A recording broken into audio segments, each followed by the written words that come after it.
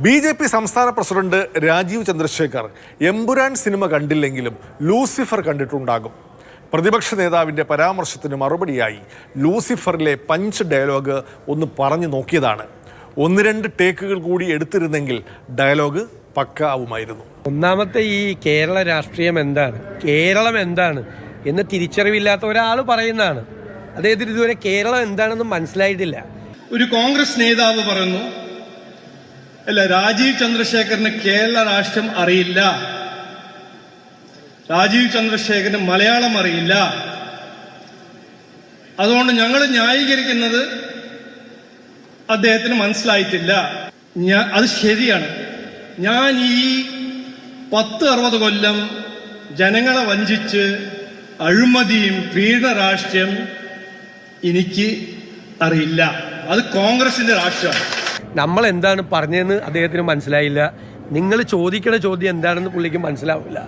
ഞാൻ അറിയുന്നത് വികസനത്തിന്റെ രാഷ്ട്രീയമാണ്, ജനങ്ങളെ സേവിക്കാനും ജനങ്ങൾക്ക് വേണ്ടി പ്രവർത്തിക്കുന്ന രാഷ്ട്രീയമാണ് ഞങ്ങൾ അറിയുന്നത്.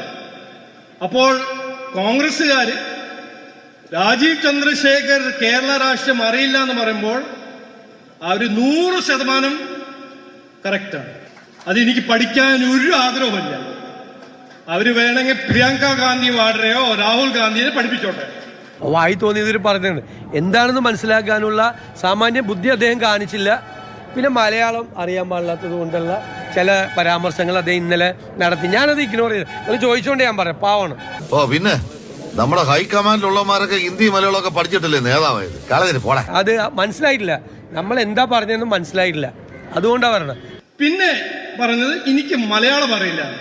മുണ്ടെടുക്കാൻ അറിയാതെ, മലയാളത്തിൽ സംസാരിക്കാൻ അറിയാതെ നിങ്ങളുടെ മുന്നിൽ ഇങ്ങനെ വന്ന് നിൽക്കുമെന്ന് തോന്നുന്നുണ്ടോ? ഞാന് തൃശ്ശൂരിൽ വളർന്ന് പഠിച്ച ഒരു ആളാണ്.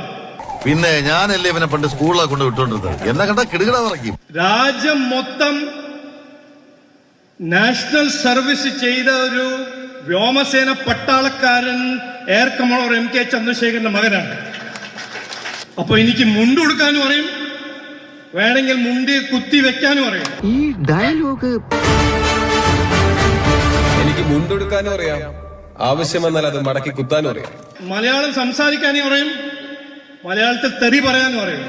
എനിക്ക് മലയാളം സംസാരിക്കാനും അറിയാം, വേണ്ടി വന്നാൽ നല്ല 2 തെറി പറയാനും അറിയാം.